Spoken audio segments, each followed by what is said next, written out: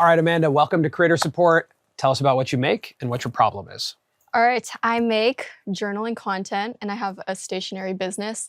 And I've been making videos for 12 years now. And I think I'm having a little bit of difficulty balancing being a business owner and then also being a creator and kind of where that intersects. It's been a little bit of a hard balance lately. Is the problem you are having a hard time managing your time, or is it more so storytelling around the fact that now so much of your life is actually being a business owner? I think it's a little bit of both, but more so the storytelling aspect of it, because when I started on YouTube, I was just showing what was in my journal, and I was even showing like me planning my days, vlogging my productive days.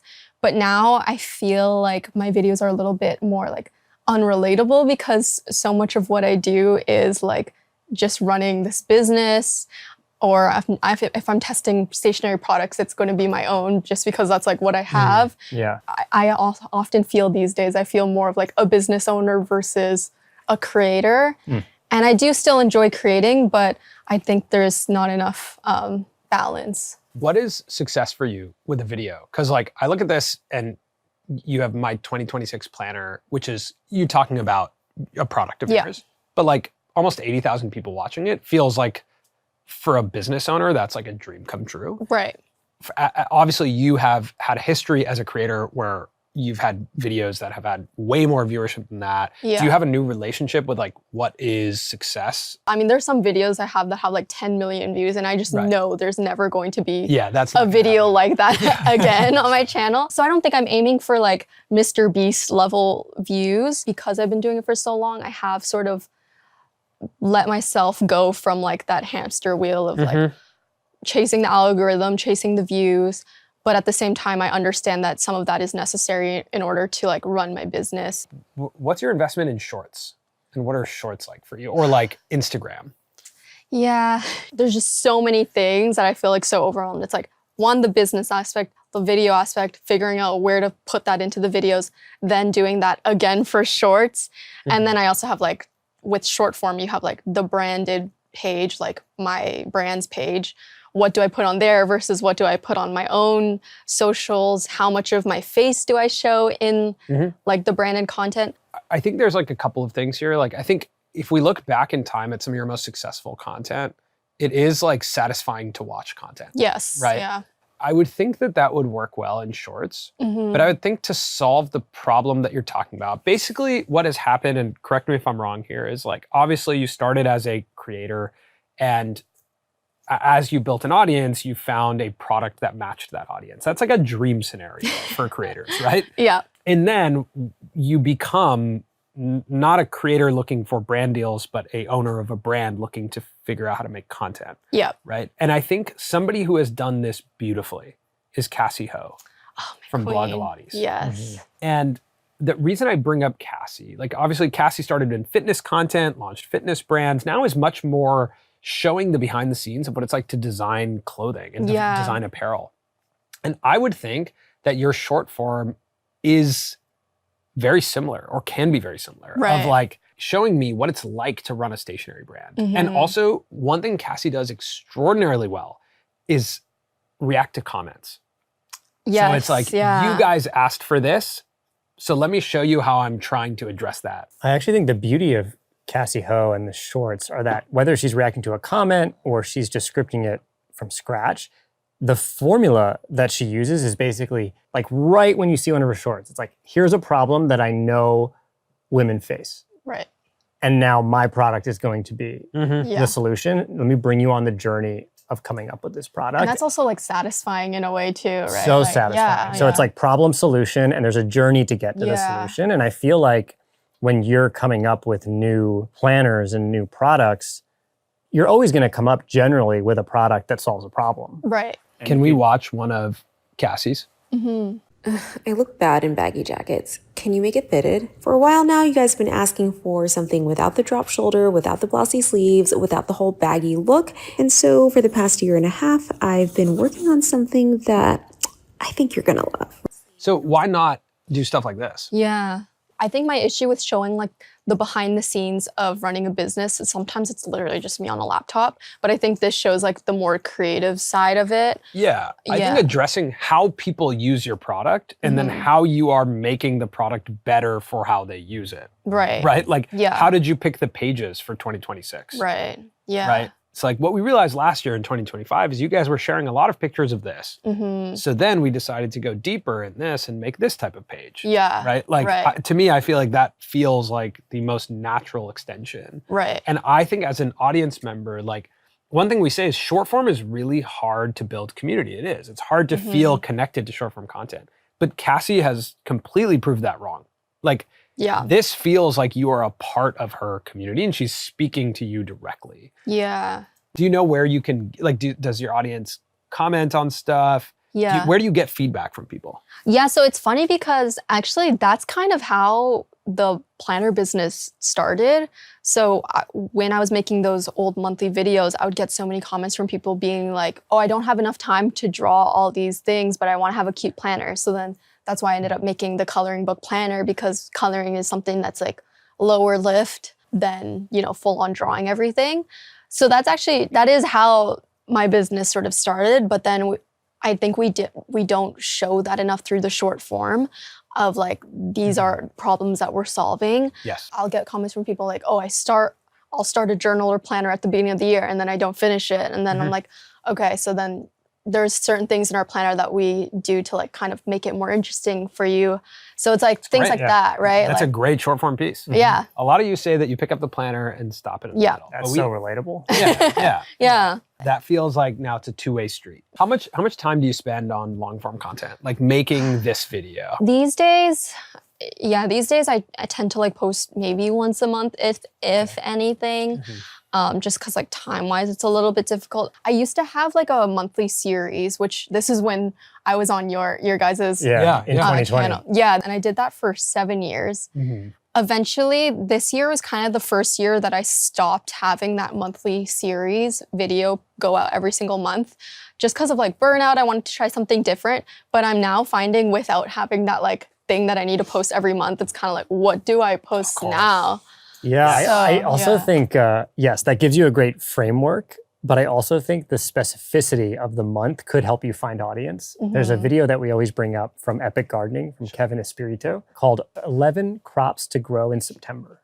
Oh. Which is like, that video is so incredibly niche. This is for people in the month of September looking to grow a certain type of crop. He just did it again. 19 crops to plant in September. I kind of like that. And I think if you can come up with the value prop of like, why September, why October? Like, what should I be focusing on?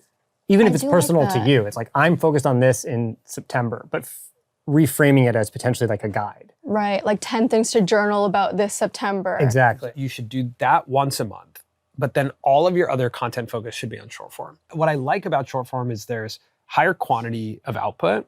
And when you're doing a product business, like your outcomes are different, like that you want, right? Like you're trying to build a top of funnel of customers. You're trying to build a loyal group of people. It's a pretty different outcome from like, I want to make a like long form evergreen video that can drive ad revenue. I think Cassie is like the perfect example, just also too, because she obviously is this business owner, but the way she's positioned it, like I never want to become like that like CEO bro type, because I feel like that's not relatable, not approachable. So but I also think it's not who you are. Right. Yeah, that's true. Like, I think the way you even position that sentence is so interesting. It's like, I don't want to be the CEO bro because it's not relatable. It's like, I know you, that's not who you are. Right, yeah. So you're trying to not come across as something that you are not. That's true. Right? Yeah. Versus flipping that and going, who am I and how do I come across as that person? Who am I as a business owner? Right. I think that's what's great about Cassie is like you can feel the authentic enthusiasm for creating her products and for solving these problems. And I would put you in the same boat. I wanted to bring up this sheet. It's called a creator vision worksheet. It's something that we made a long time ago when we were lost as creators, like totally lost. Right. And similar to what we're talking about of like the journal with me of like 10 questions to ask yourself, this is 16 questions that you should ask yourself as a creator. And it's broken into 3 buckets. First is financial, the next is lifestyle, and the next is like your content. I think this would be an interesting thing for us to poke around right now and an interesting thing for you to fill out, even as like a journal prompt for you. Right. But these were the questions we asked ourselves. So, first in financial, it was like, do you want your full-time income to come from creating content?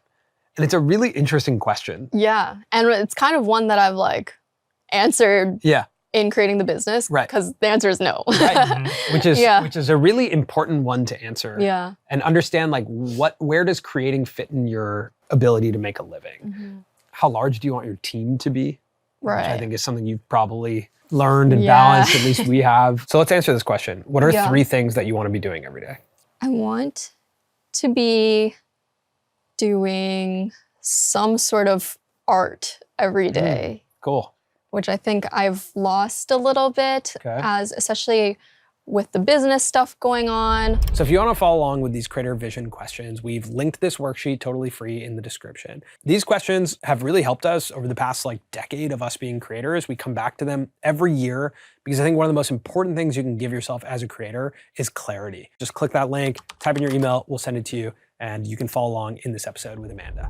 And then 2, I think I want to have like me time. I mean, maybe that goes into art, but I'm not sure. Are those the same thing or no? No, I think those are different just because art now has like transformed from a hobby to like a business. Sure. So naturally, like anything I create, it still, is work adjacent. Yeah. And then 3, more time to like check in with the team.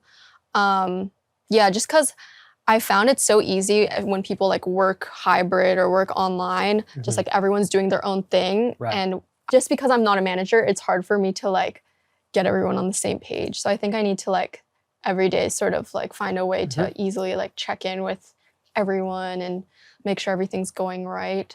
Yeah. So is like making video, like is that a part of art, or is that like you want to make art and not necessarily film it?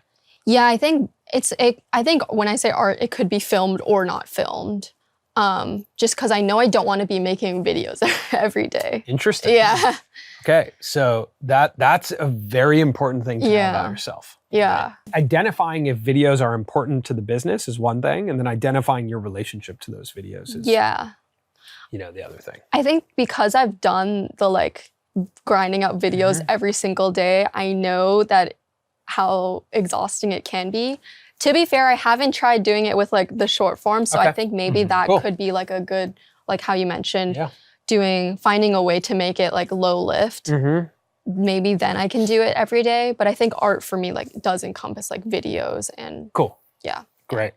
The next question I think is one of the most important is, what is a necessary task that you do not want to do? Emails. Emails, interesting. Yeah. Do you have someone to handle this for you or no? I haven't. I mean, I used to have an assistant who would handle all those like admin things, and they were great. And then they left me. And then we tried to find someone else to fill in, but as you know, it's so hard to find people who are like right for your team. So then ever since then, just because it was so much work to find someone, I kind of like stopped the search and I was just like, oh my God, it's faster for me to just do it. But I definitely think finding someone to take those admin tasks would save some time. That feels like you could figure that one out. Yeah. Not to plug our own newsletter, but you should put a job listing. Yeah. Oh, you guys have? Press. Okay, I didn't even know you guys do that. Yeah. Yeah, I just learned today that like a second person was just hired at Mythical from the newsletter. No way. Yeah. If you could be described in the same sentence as 3 creators, who would they be and why would you choose them? That's a good one. I mean, it's funny that you guys mentioned Cassie in this video because she is someone that I've always looked up to, especially recently with PopFlex. Yeah. I mean, also just as like an Asian woman, like girl boss. I think she does a great job. I mean, we just discussed Ashley, who just had a pop-up. Yeah. I think she balances the being a creator and running the business thing a little better than I do because she does like post vlogs that are unrelated to Nami sometimes, but then like she's so clearly like the face of her brand as well. There's this, I guess, other journaling creator who I really love. Her name is Martina Calvi. Okay. But her audience was actually cultivated mostly on like Instagram and TikTok. Cool. Which I think kind of shows like the more modern way of like building that sort of audience, because I'm admittedly a little bit more like old school YouTube vibes. I would say my honest opinion is like, put your head down and invest in short form. Yeah. Like try it for like a month. Cassie, Ashley, they're both very good short form creators. They are, yeah. And I think short form is where like reach and relevance comes from, right? And it's where I used to believe it wasn't a place to build community. And I think, again, when you have a product brand, there's an opportunity to build community around the product brand. So I would think that your short form is heavily about, I am the person addressing the customer's needs. And the brand's short form is more like, look at how cool the products are. Right. And I think making an event out of your monthly YouTube upload is a great idea. Right. So that you go like, I make 12 a year, they're tied to the month, there are lists around like journaling prompts for that month. Yeah. And then on Instagram, I'm like 3 times a week giving you updates on how I'm thinking about the products, how I'm making decisions about the product. Right. And just see how that feels and see if that helps you achieve some of the lifestyle goals too, of like, I'm doing art more regularly. I'm not bogged down with editing at any point. Yeah. I'm connecting with my community. Yeah. Yeah, I think short form is definitely something I'm like, I've learned to love it as a consumer. So I'm like, I know I need to like make that transition, but I'm like, I'm such a old school YouTube person, so it's a little hard. I kind of feel that way too. Yeah. I have come to love it as a consumer, so I should be able at this point to enjoy really digging in and creating it. Yeah. Okay, that is our prescription for you. Is we'll send you that Thank sheet. you, doctor. Like, go through that goal setting sheet. Okay. I think it would be really interesting for you to just be like, Yeah. because like we are constantly evolving as creators, and like just resetting of like, what is the goal now? What's going on? Like, why am I making stuff? What is it supposed to represent? And then I think like you mentioned 3 creators that I think you can be in that group of creators. I think that the big thing is investing in short form right now and getting a higher volume of content. Yeah. That's easier to make. That doesn't feel like a big lift. Yeah. I think that's a good start. Cool. All right. I'm excited. All right, Amanda. To get on Thank you for coming on. Thanks for having me. Yeah, it's good to see you again too. Awesome.